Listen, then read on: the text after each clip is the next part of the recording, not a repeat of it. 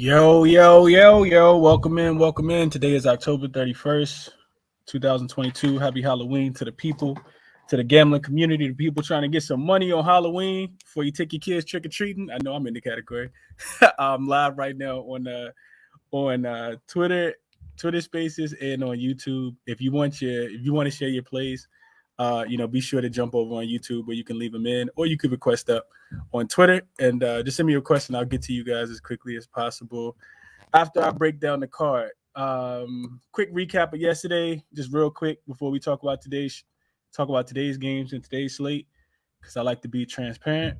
Yesterday we went 4-3. I tweeted it out last night too. 4-3 overall. We hit on Jaylen Brown points over 23.5. It was a sweat bet, even though he was killing in the beginning of the game. And then we also cashed on Bradley Beal over 9.5 points at plus 100 if you took him live when I tweeted it out. And that's another thing. If you guys want live plays, turn my notifications on. You guys will get live plays. If I'm watching the game, I'm gonna start sharing live plays. I went 1-1 yesterday overall on live plays. Cavs -4 cashed. I talked about that one yesterday on the show, on both shows. And then Anthony Davis over 22.5 points -104 cash last night. They'll barely cashed as well. Took late into the fourth quarter. Some sweat money last night, man. But we got some cash. And then we lost last night on the Nuggets and the Lakers. It broke my heart to see them go over 229 because they finished at 231. So it's literally 2 points over, and they both caught fire in the third quarter. I think they scored 74 points in the third quarter. It was like 38-34, which the Lakers never scored that many points, but whatever. Warriors third quarter lost. The Warriors look terrible right now, especially on the road, back-to-back spot. I just thought that they'd be able to win that quarter and get the game back close yesterday. They did it the day before against Charlotte, and I cashed on that one, didn't tweet it out. Tweeted it out yesterday, and of course they didn't cash. So we lost on that one, and then we lost on the Wizards and the Celtics over 221.5. And I think a big reason why we lost on that one was just because Celtics looked terrible. Couldn't score the ball. Maybe they're in a bounce back spot tonight. I don't necessarily like the travel spot, but we'll get into it. We'll talk about it.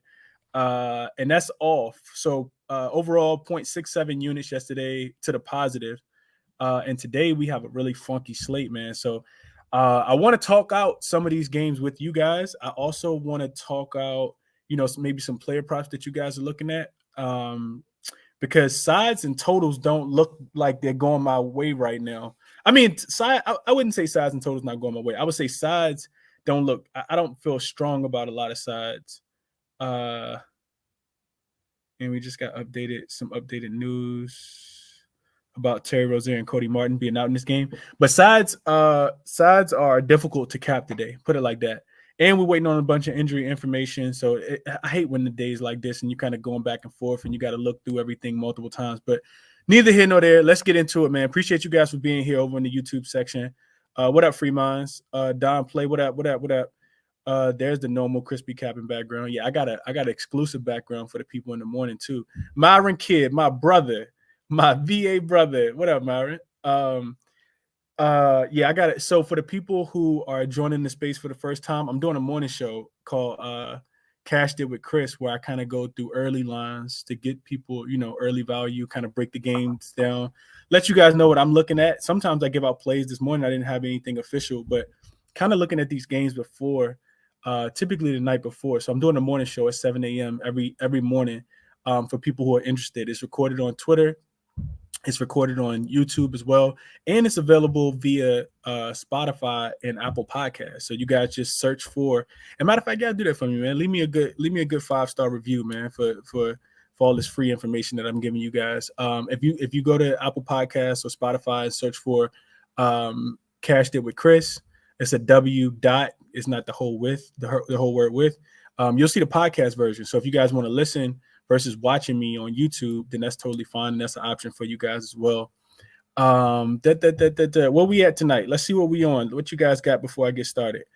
Don said, am I crazy for taking the Wizards money line? And B did come go to war mups from what I was told. I don't know what that means, Don Play. Looks like there's a bug going around in the Clippers camp, apparently. Yeah, we got to talk about that. Spot play for the Clippers tonight. Hey, B100, we got to talk about that one too. Talk about the trip to Minnesota if you have time. Yeah, I might talk about that, Scotty. It was a good trip, man. I enjoyed Minnesota. I might talk about that a little bit more. What's good, man? I'm on that James Harden over 6 rebounds. The Greek Freak over 11.5 rebounds. And my guy Halliburton over 7.5. What up, Markel? I see you, bro. I couldn't talk you off these looks. Let's get this bread. So let's talk about it, man. Let's talk about it. My guy RC just popped in too. RC, if you free and you got any, I'm having a hard time capping this card for the day, RC. So if you got looks, bro, share them with me. But let me get to what you guys came here for. Let's get to the actual plays. So first game up, let's go to DC and talk about these Wizards. Let me get my banner up because I did make banners. All right, so this game opened at the Wizards This game opened at Philly -4, and then it went up to 4.5, then it came back down to 3.5, and I see some 3.5s and some 4s right now. The total opened up at 221. It's down to 216.5. So the books are thinking that Joel Embiid probably isn't going to play because he's listed as questionable in this one. And we know how Doc Rivers like to manipulate as much as he possibly can. He likes to, I ain't got my mic up. He likes to manipulate the injury report and wait until the final minute. So we probably won't know the status of Embiid probably till about 30, 45 more minutes, closer to game time when the reports have to be in. So that, of course, that changes everything. I'll give you guys some scenario situational stuff, but it really, Embiid's such a big part of the game that I don't really know how you like he just impacts the game so much that it makes it, you have to recap it almost.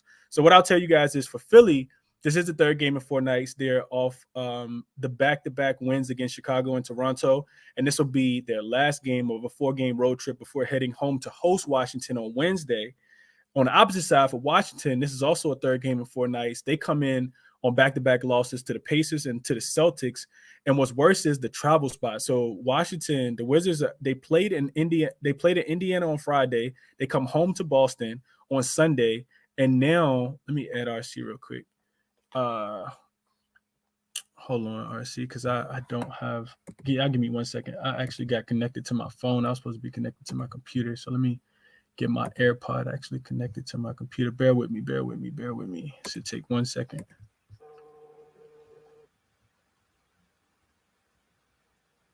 All right, cool. All right, so for Washington, right? I was talking about the travel spot. So they back-to-back losses against the Pacers and the Celtics. The travel spot is worse because they played in Indianapolis, then on Friday, then they play in Boston. Now they're back home for 1 game before they travel to Philly to play them on Wednesday. Not a really good spot for the Wizards in this spot. I know that they played bad yesterday, and we're looking for a bounce-back spot for them. But their offense hasn't been the reason that they won games. Their defense has really been the reason why they won games. They hadn't had a lot of offensive explosions. I mean, they only scored 14 points, I think, against the Indiana Pacers when they lost that game on Friday night. I think it was 124 to 114 or something like that. Either way, they didn't score. They couldn't outscore Indiana in that game. And one of the trends that I pulled was last season away favorites. Of course, this isn't applicable in this situation if Embiid doesn't play. But last season, away favorites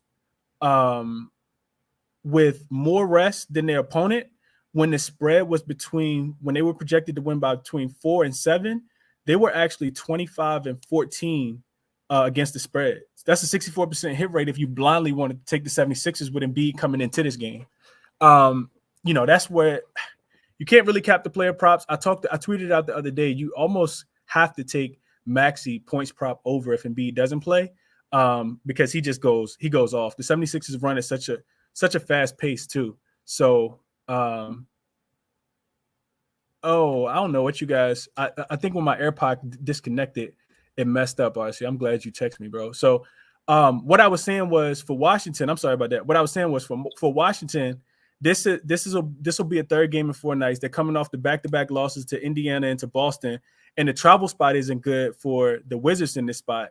They essentially played home game, a road game, a home game, a road game, and then this will be a home game before they travel to Philly to play them again on Wednesday, right? The trend that I just said for the people in the Twitter space is that last season, away favorites with more rest than their opponent with a spread when they were projected to win by 4 to 7 points, they were 25 and 14, which is a 64% cover rate against the spread if you blindly took the 76ers tonight. I wouldn't play the 76ers without Embiid being there. And of course, you'll see, some movement on that number, but I think that's a trend worth worth looking into just a tad bit. And I was also saying that with Embiid not in, I tweeted it out the other day, but when Embiid not in, you almost have to automatically take Maxey points over, because they just play at such a faster pace, not having to slow the ball down, wait for him to get up court. We also know that he's not in the best shape of his life either, dealing with that plantar fasciitis. So I really don't know what to do with this game. I'm probably just gonna stay off and stay on the sidelines on this one. RC, did you have any thoughts on this Wizards and 76ers game? No, I'm on the same boat. I think not knowing Joel's status is tough. I know they covered the last one without him this season, but last season they were only 6-10 against the spread without him. I'm not sure how much has changed from there. I think the bench obviously is a little bit deeper, but I would sit the sidelines here as well. Yeah, good. That makes me feel better knowing that you're on the sideline with me, RC. Okay, cool. I just wanted to make sure you didn't have anything before I go on to the next one. All right, so now moving along, we get the Kings and the Hornets, right? So this game actually opened at a pick. Both, like, you could actually get, probably a -110 on either side. Now the money's come in on Sacramento. They're actually moved all the way to 3 points in favor of Sacramento. And the total was at 232.5. It's down to 231.5. So a little bit of money probably coming in on the under in this spot. And 232 points is a lot. I actually ran the SDQL to see what the totals were as far as over under hitting this year, with the total sitting at 232, and it's actually negative. Most games that have a total of 232 don't go over. So that kind of kept me off of, which is how I was leaning in this one. Listening to Jay Money Show earlier kind of sparked the interesting point in my mind that made me kind of looked at this, but I don't think I had noticed this specific number. Last year, though, there was a stretch of games, I think it was like in November, where Terry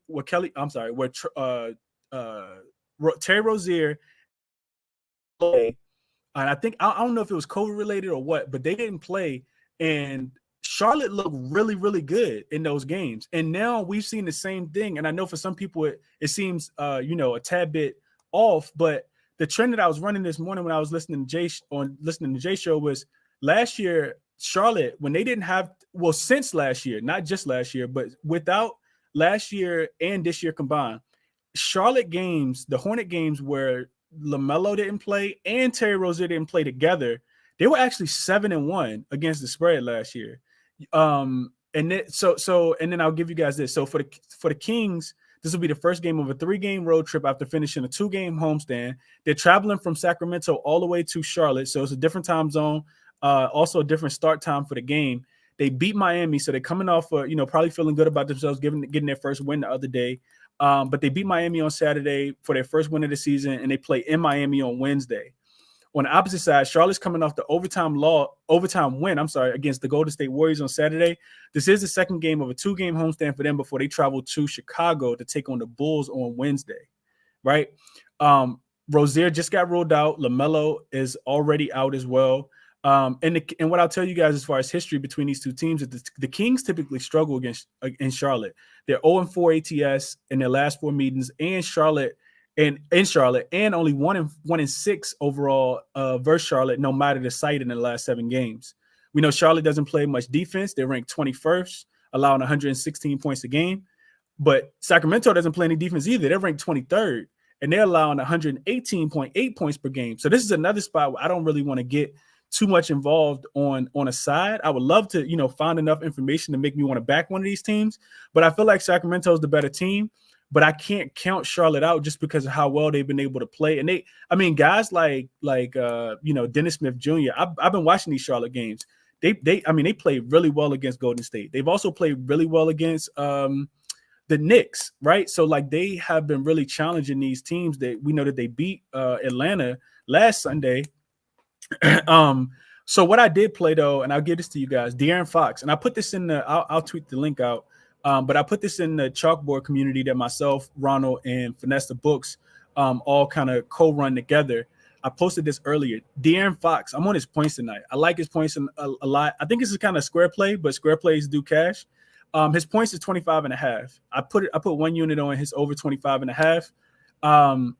And what I wrote in the write-up was that pretty much nothing is guaranteed, but Sacramento, understanding that this is the first road game on an East Coast road trip of the season, so their body may take a little while to adjust to, the time zone change.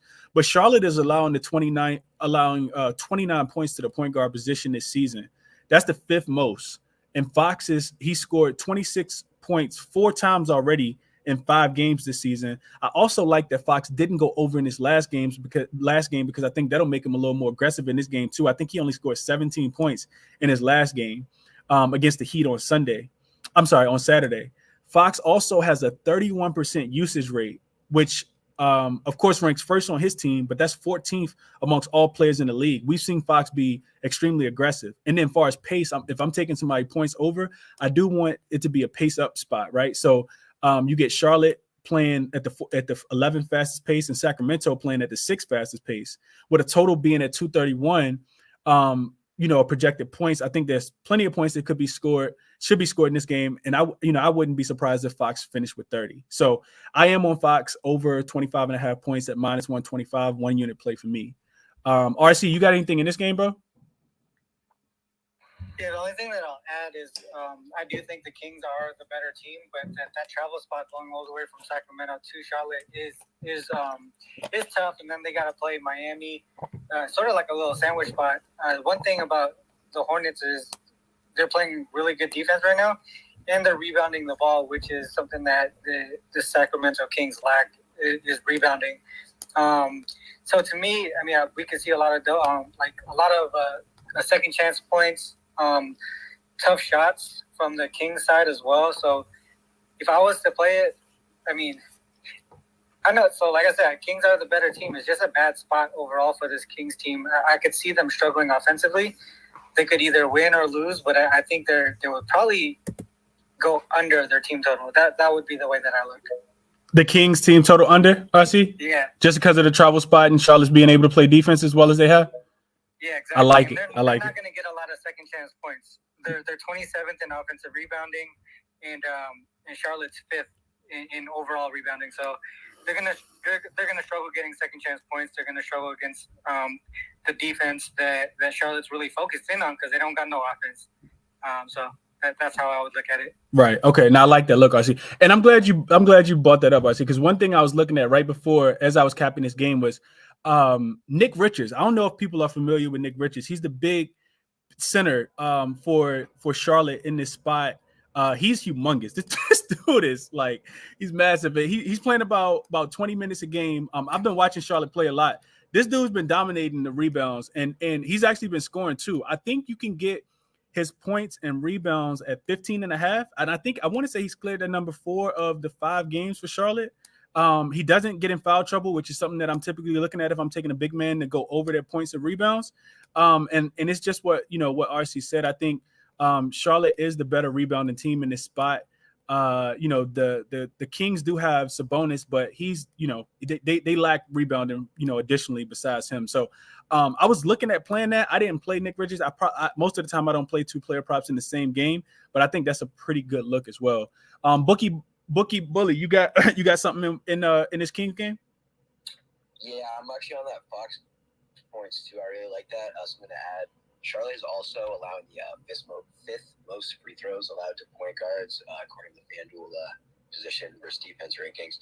I'm also on Fox's rebounds. As you guys said, the Kings don't rebound the ball well, but Fox is actually averaging 3 more rebounds per game this year than last year. He's coming off 13 rebounds last game, actually, on 16 chances. And last game, his line was 3.5, jumped up to 4.5, and then there's plus money for 5.5. He's averaging 7 rebounds a game this year now, and I got plus 126, I think, on Caesars for 5.5, and I think that's really like a big odd discrepancy. I think that number should be a little bit higher, not plus money, so I took that. Okay, I couldn't talk you off of that at all. Hey, I appreciate you guys in the YouTube comment section because I legit did not. I don't get my notifications from Underdog while I'm actually doing a space, which sets me back actually. But Joel Embiid did just get ruled out 7 minutes ago. We also got news that Ben Simmons is likely to sit out as well. So yeah, I just posted those 2 things at the top so you guys can see that, especially the people that's joining late. But yeah, Embiid is ruled out already, and Ben Simmons with his back injury. Well, no, actually, I'm sorry, with his knee injury is actually going to sit out as well, which gives us all the information that we wanted. I'm pretty sure Maxey Point's probably going to go up about 3 or 4 now. So if you got him at that 20.5, shout out to you, because that was I'm pretty sure he clears that. I like that number a lot. Let's move on, though, because I do want to get through the slate. Yeah, I know it's Halloween. I got to take my son trick-or-treating when I get done. So let's keep moving. Pacers and Nets. I just talked about Simmons. So you get a Pacers team. They're coming in here. They didn't have to travel because the last game was in Brooklyn too as well. And they won that game, right? They won outright as a 9-point favorite. And I tweeted out, the Nets as home favorites when they're expected to win by 9 points or more. I think they were something like 2-9 or 1-7. I forgot it. I think it was 2-7. I tweeted that trend out the other day. They're just not playing a lot of defense, and they're not rebounding the ball. And you can't win in the NBA when you're not doing those things. They're effort things. Kyrie is a horrible defender right now. And Ben Simmons is a horrible offensive player. He looks like Shaq every time he gets the ball because he doesn't look at the rim when he's not in the paint. And even when he's in the paint, he doesn't want to score. And apparently they had the meeting, they had a players only meeting, and he said they were, real honest with each other. But I don't know what to do with this Pacers team. It should be a net spot for sure, right? Like, you should be able to back the Nets in this spot coming off a straight up loss when they were a favorite of more than 9 points, playing against the same exact opponent that beat them. So it should be a revenge spot, but I can't look to back them. The Pacers I can't back either. It's a bad spot for them. 3rd game in 4 nights, 4th game in 6 nights. Just a real bad spot for them as well. Curry is also out. And I don't know. I don't think we got information on Miles Turner. He was also somebody I was waiting for in this one, because we know the games go over when he don't play. When he does play, they tend to come down just a tad bit. I want to say they were resting him last game. I think I read something from one of their beat writers where they were resting him last game so he could play this game, but I'm not 100% sure. Appreciate you, Vaughn, for letting me know about Embiid, though. RC, you got anything in this one you want to share, bro? Yeah, I would have been on the Nets here if they didn't have a game tomorrow. But with that said, they're on the first of back-to-back games. I know one thing for sure is they don't play defense, and then now you're missing Ben Simmons. The way that I would look at this is towards the Pacers team total over. I think I want to stay away from the side and the full game over. We don't know if Boston's going to be able to put up points. And we know they're not going to play defense. We know Pacers are going to play with pace, and they're going to get a lot of second chance points, put up a lot of threes. So to me, I feel like the team total over Pacers would be the way to go on this one. Okay, I can see it. I hadn't even thought about that. Another look, Ben Simmons does impact we already, like RC said, they don't play a lot of defense, but he does impact the defensive end, at least a little bit. He can rebound the ball. He can block shots. He can get steals, and that's where he, shows his value on the floor, especially if he's not going to do anything offensively. But we also got no Simmons. I like Kyrie over assists in the chat as well. A kid named Coop said he got the Kings this morning at -1. Running back, my money maker, Tyrese Halliburton, double. I couldn't talk you off of that. Vaughn said he wanted to get behind Philly, but I found some. Washington is 12. Oh, found something. Washington is 12-5 when they on a back-to-back following a loss. Okay, so they bounce back in this spot. Cedric said he's on Plumlee and Sabonis for assists. It's plus 149 if you parlay the two. Sabonis leads the Kings in assists with 5.6, and Plumlee has covered this line all 7 games he's played. That's an interesting stat. Okay. Ty said he's on the Wizards then. Since the Zubac double-double prop has been juiced, I'm moving the Miles Turner double-double prop at 425. That's an interesting prop right there, Myron. 425 for a Miles Turner double-double versus a Brooklyn team that doesn't play a lot of defense. I actually like that look a lot. Kelly been going crazy too. Love Fox tonight. Okay. I really like it, Chris, after losing my Teagan Murray prop and watching the game the other day. Okay. Embiid is out. I think you guys know that. All right, it's too much going on in the chat. I can't keep up. Let's move on to the next game. So the Hornets and the Raptors are the next game that I have listed. And I didn't get there with the window on this one either, but I was looking at playing the Raptors in this one. It's the only way I could look, and I talked about it on the morning show this morning. So for Atlanta, this is their 3rd game in 4 nights, and the 4th game is 6 nights for them as well. It's also their 4th straight road game. They travel to the Knicks to play on Wednesday, I think, and that'll end the road trip. I don't know if that game is Wednesday or tomorrow. I think it's Wednesday. I think I wrote down Tuesday, but it's actually Wednesday. So they play the Knicks on, let's just say, Wednesday. For Toronto, this is their third straight home game. They split last week against Philly. They won the first one, lost the first one when the beat set, and they traveled to San Antonio on Wednesday. I know that there was some news, about Fred VanVleet being out in this one. I think he left the last game and didn't return. He also had a horrible shooting night. Just wasn't feeling like him. Just wasn't looking like his normal self. And I wouldn't be able to back Toronto in this spot just because we know that they play defense, but they struggle offensively, especially if they're missing their firepower. We saw it last year in the playoffs. We saw it towards the end of the year when they started to, have those injuries. So VanVleet is questionable. Otto Porter Jr. is still out. In Atlanta, they've looked good. I know it was, 2 wins against Detroit, but Detroit's actually looked pretty good too in some spots. So the Hawks actually, they went toe for toe with the Bucks earlier too. It was a shootout, which you're probably not gonna win those. I guess you could win a shootout with Milwaukee, but Milwaukee's just prime right now. The schedule makers did them a big favor by giving them 5 straight home games. So what else I got for you guys? I got so Toronto won and covered both of their home games last season against Atlanta. Toronto was a 2-point favorite and a 4-point favorite in those games. The Hawks are just 1-4 ATS in their last 5 games in Toronto. And then the last that I got for you guys, and I talked about this one already, just Toronto defense. They're ranked fourth. They're only giving up 106 points a game.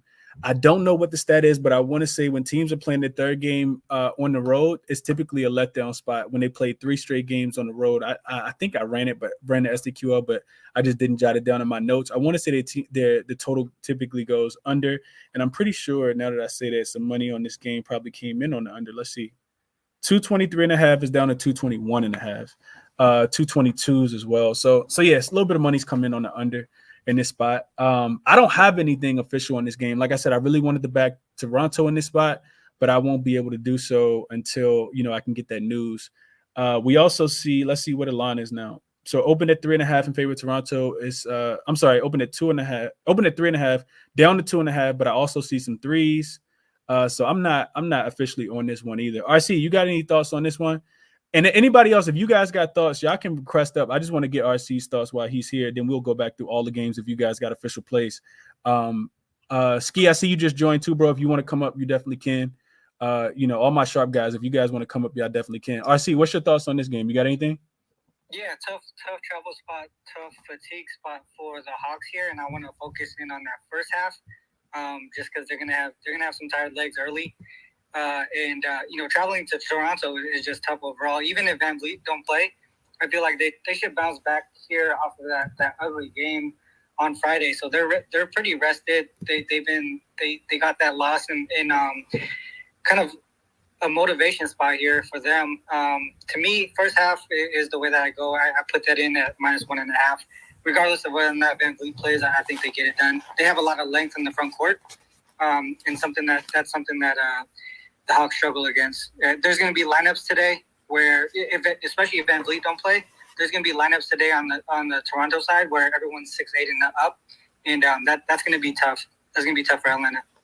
I like that look. I hadn't even thought about taking it for the half. We know that Toronto can die out in the second half, especially good, defensive teams that don't have as much offense. They typically die out in the second half. Another thing I looked at was, and it's not a big sample size, but I was looking at the Raptors off a loss at home, and then the next game is at home as well. Last year they were 4-2 in that spot.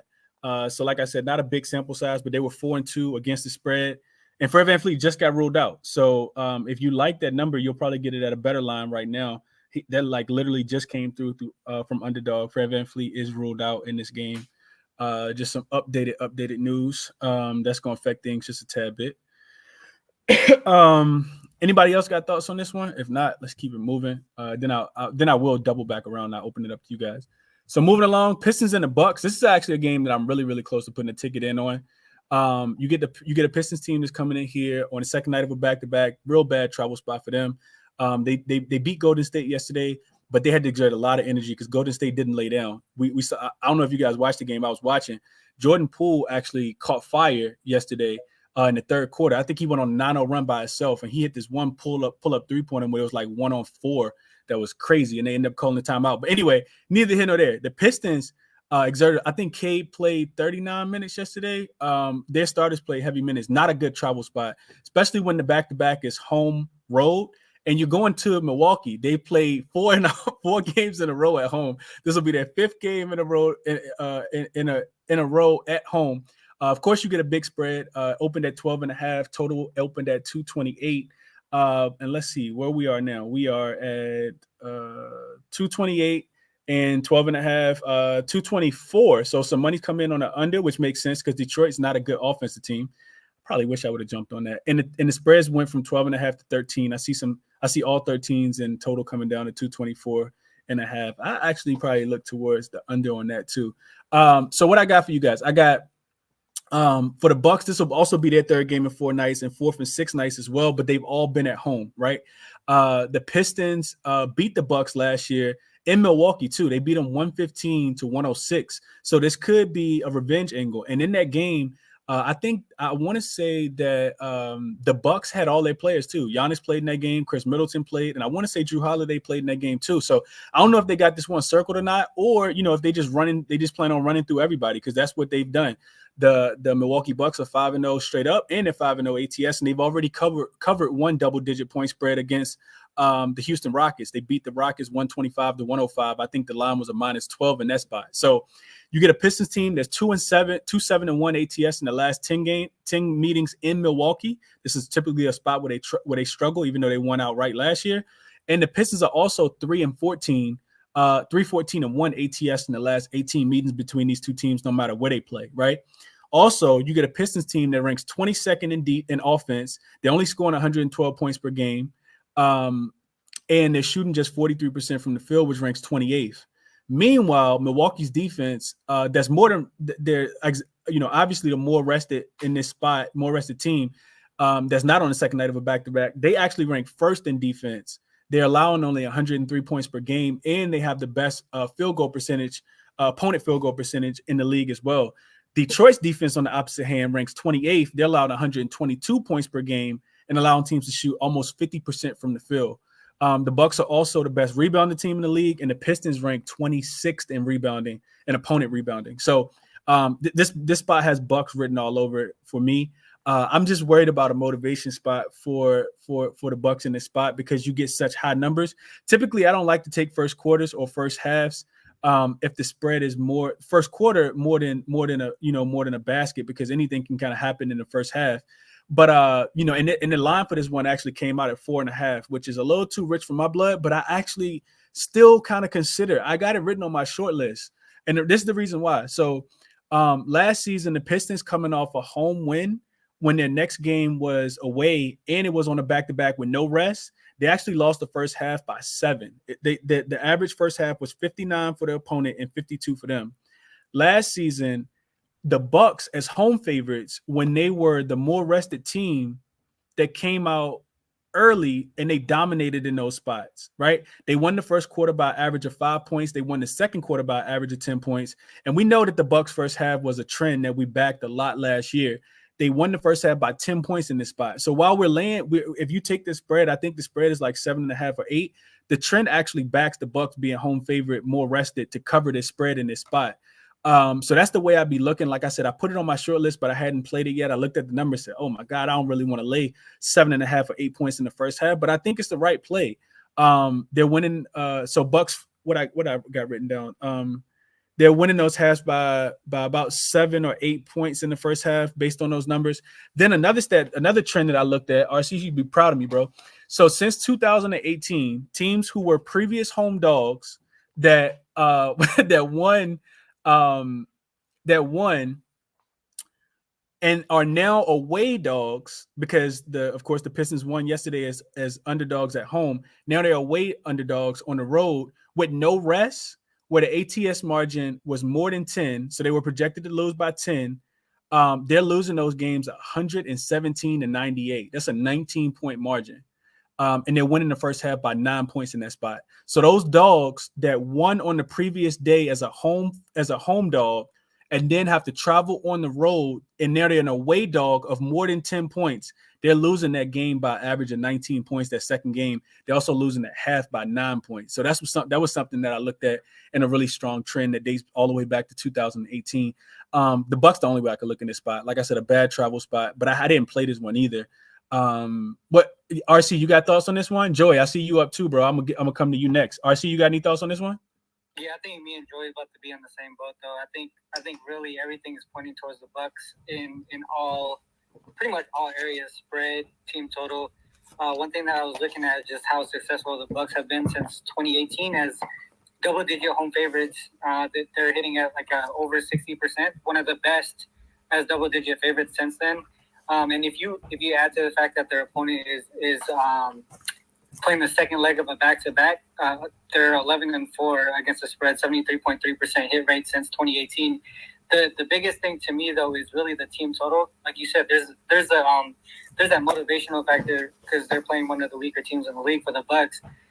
So one thing that we do know they're going to be able to do is put up points against this Detroit team who's probably going to have tired legs. One thing that I looked at when I was researching the Bucks as double-digit favorites at home, they're averaging over 63, 64 points per game in that first half, and then over 124 in the full game. So the team total, for me, would be the way to go. And as far as the spread goes, I know Ski's on that trifecta. I would probably rock with him on it because it's the only way that I could look. I was just going to ask you that, RC. Did you think it was a trifecta spot? I could see it. Joy, you got anything else you want to add to that? I'm glad we're on the same side. Like I said, I just didn't put it in yet, but it's the only way I could look. Hey, what's going on, Chris? What up, Joy? How you doing, bro? I appreciate you being here, big guy. What's up, dog? Hey, man, I try to come in here, but work been killing me the last couple of weeks. But it is what it is, man. We gotta do what we gotta do. Absolutely. Hey, man, put that ticket in. Don't be scared. Put it in, bro. put that ticket in. Yeah, man. You covered all bases. I was listening to everything that you said. To be honest, I really can't even say much where I'm not regurgitating it. But exactly, you got Bucks sitting at first in rebounds, first in defensive rating, first in opponents' points per game. It's just I almost wish they played yesterday because, if you were taking the favorites laying double digits yesterday, you had a good day. But, yeah, I had to play it. I put in that 4.5. I put in the first half -8. I know it's a heavy number, but it's the only way that I could play it. Bucks are sitting on number 1 and everything. Pistons are sitting lower in the league. The Pistons are going to be going out there. They really don't even have a center to hang with Giannis today. That's a fact. You got to do it. And this Bucks team, I know I'm a homer. I'm a Bucks fan, but it's just they got that energy from 2019 and 2020, but they've also got that temperament and experience that they've had from being in the finals and being in the playoffs. It's just all gas, no brakes right now. Got to do it, man. 5-0 ATS, 5-0 straight up. It's the only way you can play it. It is a travel spot. I'm from the Midwest area. I know it's not too big of a travel spot, but Detroit just beat the Warriors last night, man. Now you're sitting on that bus and you're coming over to Milwaukee. We're talking about you worry about the motivation factor for the Bucks. I worry about the motivation factor for the Pistons right here. I think that they're fat and happy after that win yesterday. And then what else did I play? Let me pull up the ticket. I want to get the exact odds. I took Pistons team total under 105.5 at -115 over on MGM. Bucks are first in opponents' points per game allowed. If the Pistons are only averaging 112, you take away about 10. That's what the Bucks have been doing to other teams, sitting at about 102. I just see dead legs, lack of motivation from Detroit. So I took Bucks first quarter, first half, and Pistons team total under. Full game, Joey? Full game team total under? Yeah, full game under 105.5 is where I grabbed it at. I like it, bro. Y'all talked me into it. RC did, Joey did. He said ski on it. And then I got people in the comment section too. Markel said lay it, man. -13. Don't think about it. Don't think about it. Don't think about it. talk about it. Talk about it. How Bucks cash tomorrow is what I think is what he's trying to say. Daniel said, Pistons in this. Saying, bro, just do it. Just do it, right? Don't be scared of putting that shit. I'm gonna do it, bro. That's what I'm going official with y'all, man. Pistons in this type of back-to-back spot off a home win, lose the second game by average of 24 points. Also, Killian Hayes and Frank Jackson both scored 25 points in that Milwaukee loss. That's not happening again. Okay, yeah, I like it. I'm riding with y'all on that. Scotty said, what is a trifecta spot? So, Scotty, you got it right. So it's first quarter, first half. You just take all three spreads. You can put one unit on each, or you can break one unit up and, distribute it out amongst the three plays. But you take the spread for each one. So, yeah, I'm riding with y'all on that. Like I said, all my data kind of supported it anyway. Let's see. Let's actually keep going. This game took a little longer. So I don't got too much on the other games anyway. Grizzlies and the Jazz. This one opened at 4 in favor of the Grizzlies. We know. So then I saw it drop to 3.5. Now it's down to 2 in some spots as well. Total opened at 235. It's actually down to 230 to 230. Yeah, 230 right now. I see a 229.5 too. So the Grizzlies, this gonna be a third game, their third straight road game. They're coming off the 1-point loss to Utah on Saturday, and they play in Portland on Wednesday to end their 4-game road trip. Utah is coming off the win, of course, did y'all see that Ja was in? I see people in the chat talking about it. So Utah's coming off the win against Memphis, of course. This will be their third game in 4 nights, fourth game in 6 nights as well. They start a 3-game road trip in Dallas on Wednesday. I saw that Desmond Bane and Ja Morant were questionable last. I did see that Walker Kessler got ruled out earlier, so I added that to my notes. Did anybody see anything on? I don't think that news is going to drop yet, just because that game has a later start time. So really difficult game to cap. I will say this though. This is my thoughts on the game. I think if Memphis, if Desmond Bane and Ja Morant get ruled in, so Ja was an illness. Desmond Bane, I think it was his back, and I could be wrong. But whatever the reason, if they both end up playing, I think you look at the Grizzlies. I know they only 1-3 ATS on the road. The Jazz have been playing really well. Their 2-1 ATS been playing out of their mind, above expectation. But I want to back the Grizzlies in this spot, but I just can't without Ja and Desmond Bane, of course. Here's why. So last season, when the Grizzlies were coming off an away loss, they were 15-3 straight up and 15-3 ATS. They won those games by average of 11 points. And I know that they don't have Jared Jackson Jr., but this Grizzly team still plays really, really hard.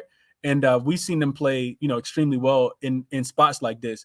Last season, when they lost an away game and their next game was also away, they were 9-2 ATS, 8-3 straight up. They won those games by average of 4 points. So I actually like the Grizzlies in this spot, man. But I'm not backing them if Ja Morant and Desmond Bane don't play. Of course, if they don't play, it opens up a lot of value as well for for these other guys to be able to get in and get their minutes. Tyus Jones, guys like him.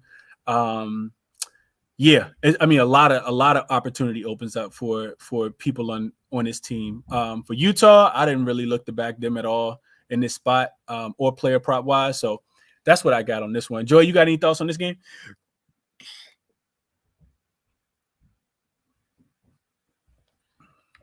No, I do not. I looked at it earlier, and then it's one of those. It gave me Clippers vibes, so it kind of pissed me off. So I crossed it right off. I'm not trying to deal with all that bullshit. Bane and Moran and all that shit started again. I don't care about the game. Right. Yeah. No, I'm with you on that too. So yeah, let's keep it moving. Get to the last game on the card, which is this Rockets and Clippers game. So this one opened at the Clippers actually laying 9.5 points, which sounds insane because they started the season off with the 1-0 victory against the Lakers ATS and straight up, but they haven't covered a spread since then. They're 1-5 overall ATS. Just coming off that beatdown yesterday. They do stay at home, but they're coming off the beatdown yesterday. It's going to be a second game of a back-to-back for them. Also, the Rockets are coming off a second night of a back-to-back.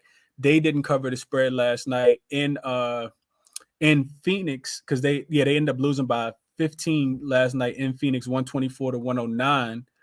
So it's also a third game of a 3-game road trip for them as well. So not really a spot I'm looking to back the Rockets in, because last year they played really terrible in on the third game of a 3-game road trip. I was looking at that.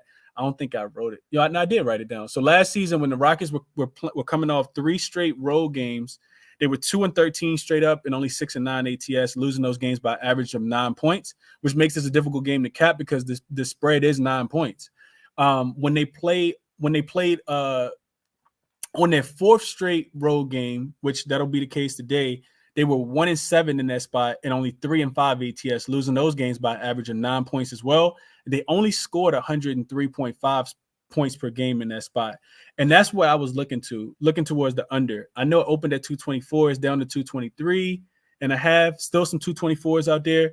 But I was looking towards the under. I'm staying off totals right now. I went 0-2 yesterday on totals, and I like both of them. And I thought both of them would cash, and they didn't. So this one probably will cash, and I'll probably just sit on the sidelines. The way I see this game is Houston doesn't play a lot of defense, but the Clippers offense is struggling. They have a lot of pieces that they're, trying to get in and out. We've already seen John Wall be ruled out for this game. Morris came back. I think Kawhi got listed as questionable. Who else am I missing? I feel like I'm missing somebody. Somebody else got ruled out as well. So they'll be without their pieces, and they kind of need those guys to kind of set the offense. This is a team that likes to penetrate and shoot threes, but they haven't been able to shoot the 3-point ball well at all. I want to say, I had looked at it earlier. I think they're like one of the worst. I mean, I know the Lakers are one of the worst 3-point shooting teams in the league, but the Clippers aren't too much better. If you go look at if you actually go look at the numbers, I'm going to tell you guys what it is. So the Clippers offense, 27th in 3-point shooting. They're only shooting 31.5% from 3. But the Houston Rockets defense, we know, is terrible. I think if the Clippers win this game, which I do anticipate them to, it'll be because of their defense. The Houston offense also has taken a step back. They're only averaging 109 points per game, which ranks 23rd.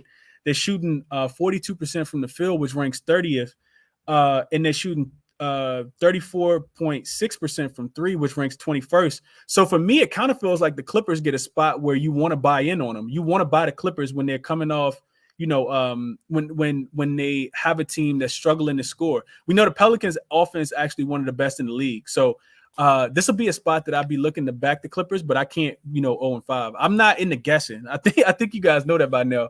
I'm not into guessing if I put a bet in, I'm trying to win it. So I think I'm gonna, just probably sit on the sidelines in this one. But if you guys got looks, definitely, request up and tell me what you're thinking. Joy, you got any thoughts on this one, bro? I will not put no more money on Clippers games. When I DM'd you that shit, I meant it, bro. I will not bet no Clippers games. Hey, I saw Ski in the comment section on J Chat earlier this morning. He said the Clippers gonna clip. Yeah, I saw him clowning down there. He just mad they the best team in LA. Hey, whoa, calm down, Joy. We ain't gotta go there, bro. Especially coming off the win last night, bro. They only 4 games above us. They ain't even 4 games above us. I'm tripping. They not 4 games in front of us. They like, how many games the Clippers done won? They done won 2. They're a game in front of us. Sorry, yeah, bro. They barely beat the Kings and they barely beat us too. They beat us by 4. Yeah. They sorry. Yeah, they sorry, bro. Yeah, exactly. Until they get it together.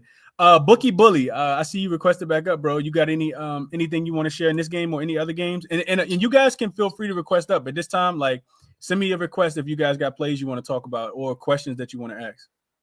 Go ahead, Bookie. I'm on Houston, and I got a player prop.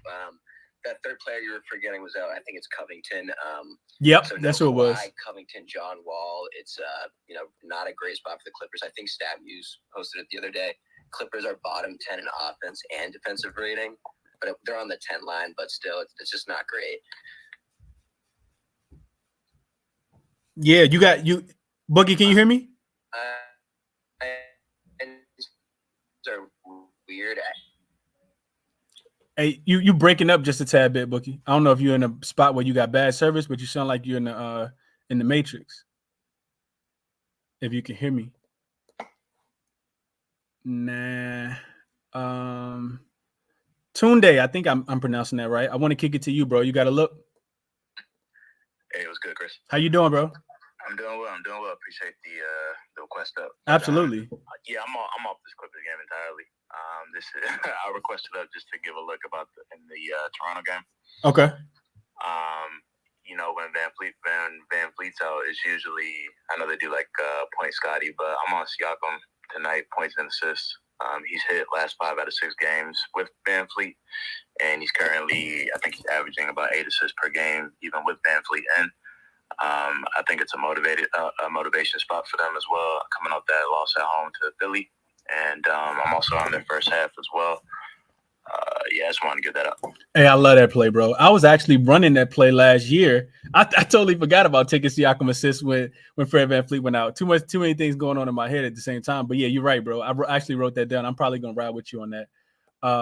Yeah. And somebody DM'd me this morning talking about what I look for when I'm taking a triple double, which I don't take too many triple doubles, but Siakam's in a spot tonight where he's going, he could easily get a triple double tonight. Well, not easily, but he could get a triple double tonight. Like you said, motivation spot, that box is checked coming off the loss. Also, the assist will be, he'll have more playmaking opportunity. And I think he has a double double in every game this year. If he doesn't, it's probably only one game that he doesn't have the double double in, because I know he started the season off, I think, with 3 in a row, and then he had one in the last game as well. So love that spot, bro. Yeah, I appreciate it. I'm also hoping Gary Trent. I'm not on Gary Trent tonight just because he looks streaky for me, but I'm hoping that he shows up a little better tonight. He shot it poorly the last game, so I'm hoping that also plays into the Siakam assist. Yeah, bounce back spot for sure. Okay. Big Tony, what you on tonight, bro? Appreciate you being here. What's up? Hey, what's up, Chris? Happy Halloween, bro. Happy Monday. I just want to say I'm not nothing official. I'm official after you said that all the stats and I forget who else it was. I'm driving right now, but talking about the Bucks game, the spread, the large spread, but when you ran the stats and you kept going, the numbers were kind of overwhelming. So I'm 1 unit official in all that. Okay. And I'm also kind of just teeing around, looking at the Pacers game, Pacers Nets. Talking about all these triple doubles, I'm really looking into Buddy Hield, who's kind of a wild card last week, or not last week, I guess last Saturday. He popped out for 8 rebounds, 8 assists, and those numbers are pretty crazy too, like plus 880 for 8 assists. So nothing official on that, but I was just something I'm looking into. Okay. I appreciate that, bro. I just got a text. Hey, I see your text. He said as Tunde, as you were talking about Siakam, the line started to change for his assist. Hey, they in there, man. They in there. Yeah, I gotta jump off it so I can get mine in, bro. I really like that Siakam look. Yeah, that Siakam look is strong, man. Appreciate y'all sharing that, man. Barnes assist line pretty low as well, 3.5. Yeah, that'll probably be a good look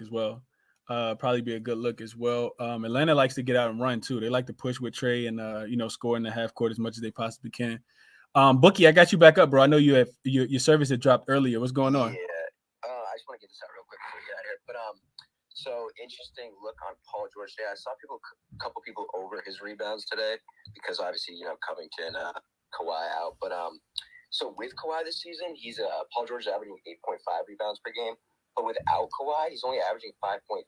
And at first when I saw that, I thought I just had to be skewed or something. And when I looked into it more, it makes more sense because when you think about it, Paul George, without Kawhi and Covington especially, he's guarding the primary ball handler 90% of the time. And, when a player's guarding the primary ball handler, especially someone as dominant as KPJ and Jalen Green today, it's really hard to get rebounds, especially when they're shooting on the perimeter a lot, and it's just hard to get a rebound off a shot. So I like him to get that today.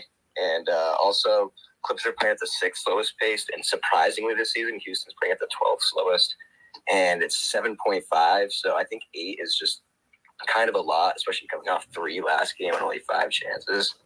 So that's what I'm on tonight. Okay, I appreciate the looks, bro. I hope you cash them, man. Appreciate you sharing them too.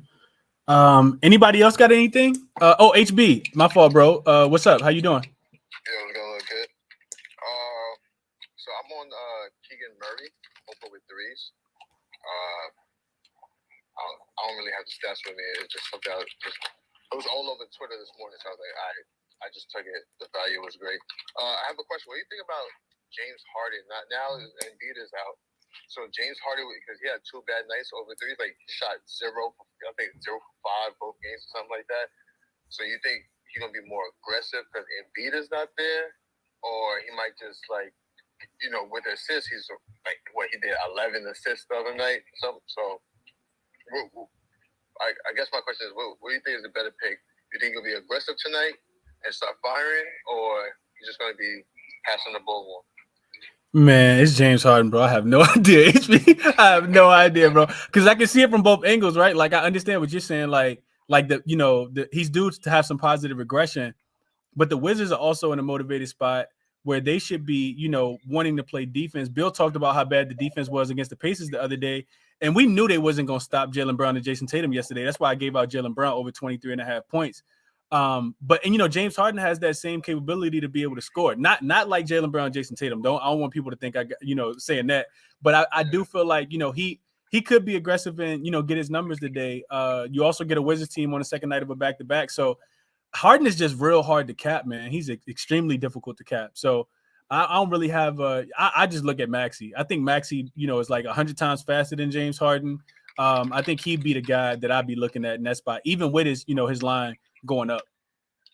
Yeah. Okay. Yeah, absolutely, bro. Best of luck, man. Best of luck. Big Tony, I'm gonna kick it to you, and then we got Finesse and Monotone in the building. We're gonna wrap up. What up, Big Tony? Yo, what's up, Chris? I just had a quick question. I was looking at something earlier, and I don't know why, but I kept seeing Kevin Durant's points line creep up, and it's all like 32.5. But I watched that last Nets Pacers game, and he looked like sick out there. To be honest, I don't know what he didn't look involved at all. The rebounding everywhere was bad, but he just looked like he was not trying to play. Like the mental there looks pretty weak. Yeah, I don't know. I'm not much of an under guy, so I don't know, but just, I guess seeing what you think. Yeah, who is that again, Tony? I'm sorry. Kevin Durant, KD. Oh yeah, so Tony, I was watching that game, right? I was watching the game, specifically the first quarter. For me, it looked like KD understands, this is chess, not checkers. I think he's trying to instill the confidence in his teammates. If you watch the play with like him and I think it was Royce O'Neal. Royce O'Neal was looking to give the ball back to KD, and KD was like, "No, go, like, bro, like you're not gonna get a better matchup against a Pacers defense to be able to score one-on-one. Like, I don't want you relying on me, like, to the point where I need the ball." We know how unselfish KD is. KD, I feel like he could go off, any night, and I do feel like this is the type of game where he's not gonna let his team lose. Yeah, you're right on. Like, thank you for. Yeah, I definitely never thought of it like that. Yeah, I was not paying attention to that at all. But yeah, I can see KD facilitate. He got a triple-double in the Pacers last game, last year. So his lines are pretty weak, and he does look pretty sick. So I wouldn't, that's nothing official, but anyone was toying around, that stuff. But yeah, that's all I wanted to say, Chris. Right on for answer. I don't want to take up too much time, but. Yeah, no, I appreciate the question, bro. I think that helps a lot of people too. So definitely appreciate the question. Finesse, my guy, was on the morning show with me at 7 a.m. this morning. What's going on, bro? How you doing? Monotone, I'm coming to you next. What's good, bro? How's everything? I'm good, bro. How you doing, man? Happy Halloween to you. You too, bro. My man off the travel. My man off a birthday. Lakers on the board. My man feeling good over there. I ain't gonna talk about it too much for that. What up, bro? Yeah, I'll be quick. I know y'all wrapping up. I hopped in late, so I'm sorry if I'm repeating anything. But yeah, my main play for today, I really like Gordon Hayward today, over 19.5 points. He's covered his line in 4 of his last 6 games. Both of his home games this year. He's averaging 34 minutes per game, and he's covered this line in 11 of his last 19 when playing those amount of minutes. No Rozier is obviously huge. No Rozier for the 4th straight game. In those games, Hayward's usage percentage is close to 30%, which is second on the team. And over the last 5 games, he's averaging 15 shots per game. Should be plenty of shots taken to get to this total. He's covered this line in 16 of his last 20 games, taking 14-plus shots. He can definitely shoot the 3 ball, but he's a lot more of a crafty scorer, shooting in the mid-range, manufacturing points. Sacramento ranks 22nd in opponent mid-range efficiency, 30th in personal fouls, and 28th in opponent free throws, which I think plays right into Gordon's hands. Great history versus the Kings. He's covered this line at 8 of his last 9 when playing 30-plus minutes. He's averaging 24 points per game in those games. I expect that trend to continue. Sacramento's defense is terrible. They rank 24th in opponent points per game, 27th in opponent three-point percentage, and 28th in opponent overall field goal percentage. And it's just a perfect game script. Super short spread, totals over 230. Should be a close game throughout, dictated by the spread. and both teams ranked top 11 in pace so far this year. So I think it's just a perfect storm. I think if we get 13 plus shots around there, I think we get there. So really love that play. Got some other stuff. I won't take up too much time, but yeah, that's my main play today. Really like that one. Okay, I couldn't talk you over that, finesse. I like Gordon Hayward in this spot too, bro. I've been looking at so last year when they had Terry Rozier and LaMelo out at the same time, it was Oubre who went off. Oubre had like a 25-point game and a 30-point game. I think he had a 35-point game. And this year we was on his points the other day and they cashed. We took him on a ladder. I think at 25, I think he was like plus 270 and he finished with 24, of course. I didn't go back to the well, but this is the same exact spot. Like you said, both teams are 11th in pace. So I like this spot a lot. And best of luck, Finesse. I hope you cash it, bro. Monotone, talk to the people, bro, and then I'm going to get my guy Ski connected. What's up, Monotone? Yeah, how we doing, man? I've been looking over these first quarter lines. For anyone that doesn't know, DraftKings, if you got the app or the website, whatever, and there's same game parlay, you can bet on first quarter. Same with MGM, and we've been cashing a lot in here. Last time I gave out Trae Young 2 assists and John Collins 2 rebounds, so that one's been so consistent, man. It feels like that one hits every single day. So I ran that one back for today, but I got another one I like even more. It's in this Philly-Washington game. Tobias Harris, 3 first quarter points probably shouldn't be an option at all. I mean, when you look back at his history dating back to last year, he's averaging 6.4 first quarter points without Joel Embiid in the lineup. Honestly, 3 wasn't even a great number when Joel Embiid was in the lineup. I think that was kind of his fair number. So to be able to even get that as an option is just something we should all be taking advantage of. Like I said, 6.4 points without Embiid, and now gets a pretty solid Washington matchup right here. The volume's been there. He's taking 4 to 5 shots every single time. He's taking 1 to 2 threes. We just need him to cash 1 3 or get to the free throw line, which shouldn't be too tough right here at all. I paired that one up with 2 things. I went with Bradley Beal 1 assist. That one's a little bit more juiced, but I think it's worth it. Beal has at least 1 assist in every first quarter so far this season. And I mean, Philly, it's not a great matchup, but I do think, he can't really target centers on switches like he normally can. That's a big way Beal scores points as a big Wizards fan. He loves getting to the free throw line. He loves getting these centers and switches. The center here is PJ Tucker in this current small ball lineup. That's not someone you're going to be able to switch on and take advantage of. I think that means more kick out. So I think Beal 1 assist is super safe.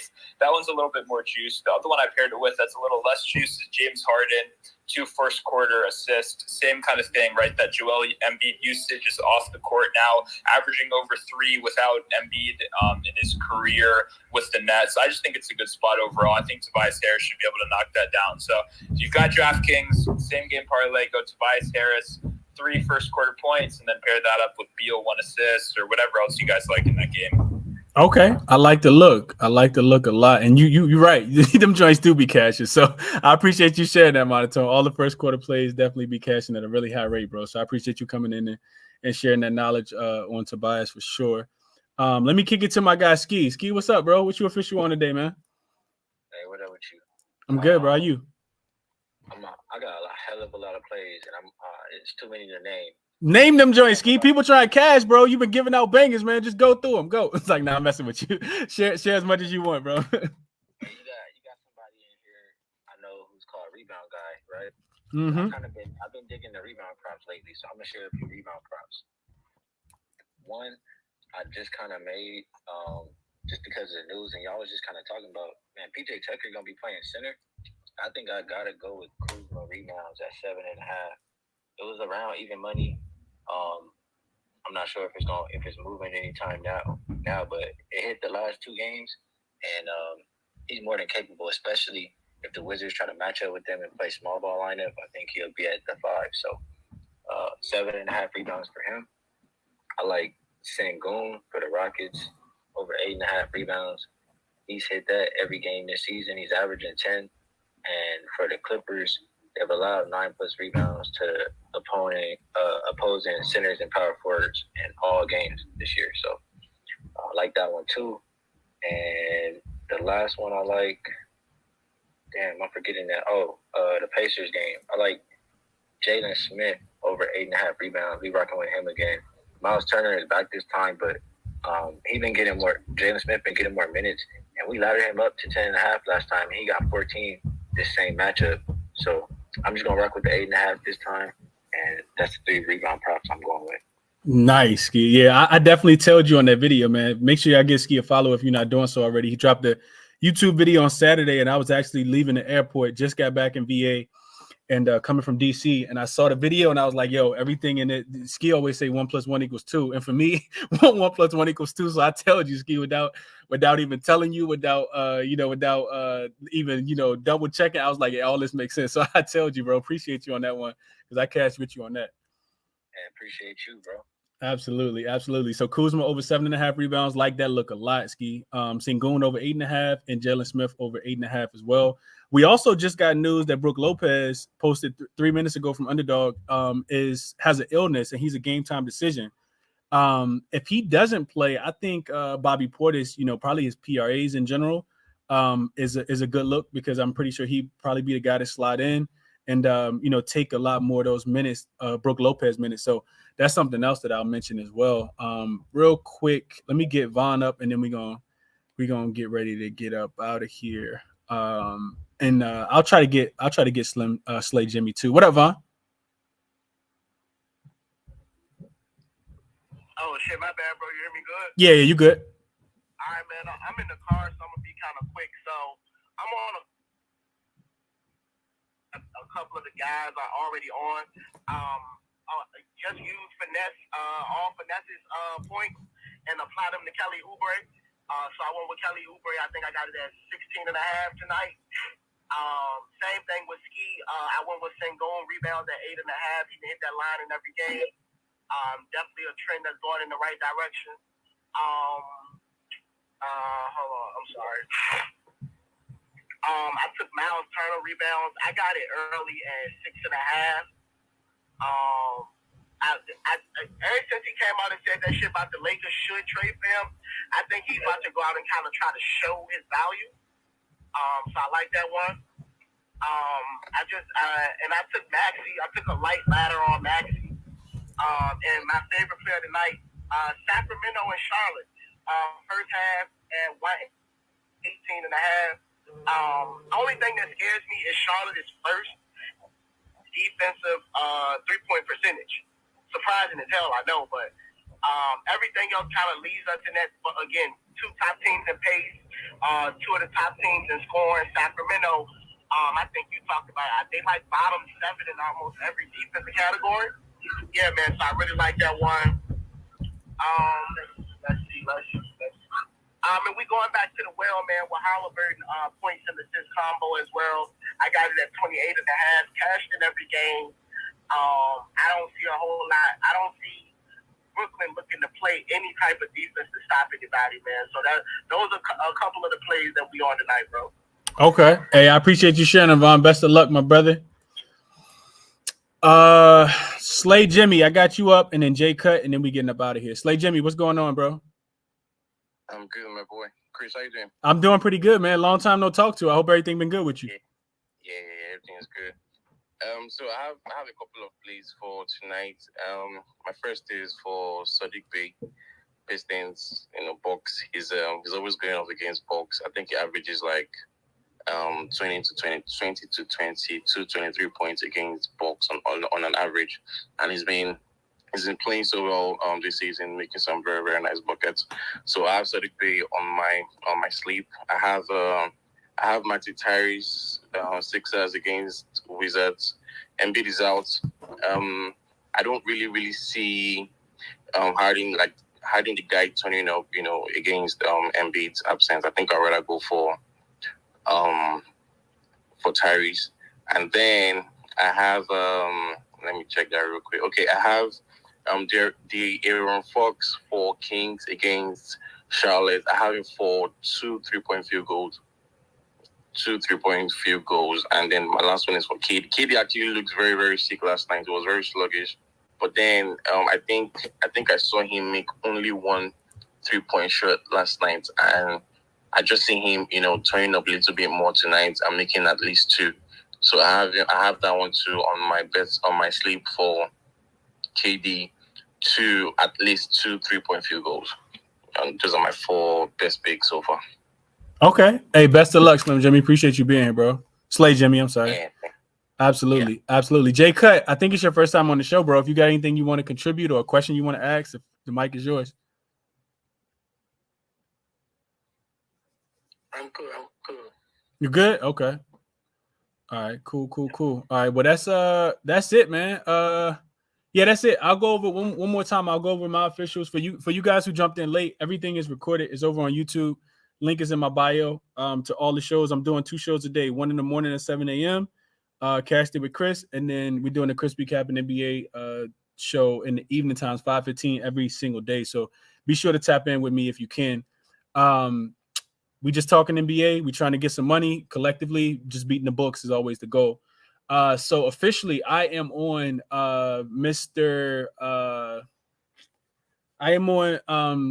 De'Aaron Fox over 25.5 points. I talked about the play. It's also posted in the chalkboard. If you need the link to the chalkboard with myself, RC, and Finesse co-run, send me a DM. I'll send you the link where we post our plays. I'll send you a link there. Also, that's the De'Aaron Fox over 25.5 points. I'm also going official on the Bucks first half, first quarter, first half, full game, the trifecta spot in that one as well. Even with Brook Lopez out, I think Joey, Ski, and RC all being on that play convinces me to jump on with them as well. I like the play already, just hadn't played it. And then I'm going to be looking at Siakam assists as well. Probably his points and assists or his assists, but I won't make that an official at all. So that's what I'll be on today. Looking ahead for tomorrow already. It's not a great card tomorrow either. It's just not, man. I think Wednesday we get better games, but tomorrow's card didn't look that great either. But we should be able to find some value with player props. Also, I'm gonna be looking at Kuzma rebounds, like Ski said. I like that look a lot, over 7.5 without Embiid being out there, who also hasn't been rebounding the ball well. I think Embiid's went under his rebound prop in a lot of games so far. So that's all I got for you guys. Appreciate you guys for being here as always. If you're watching on YouTube, hit the like button for me. Share the show if you can, and we'll do this again tomorrow morning, 7 a.m.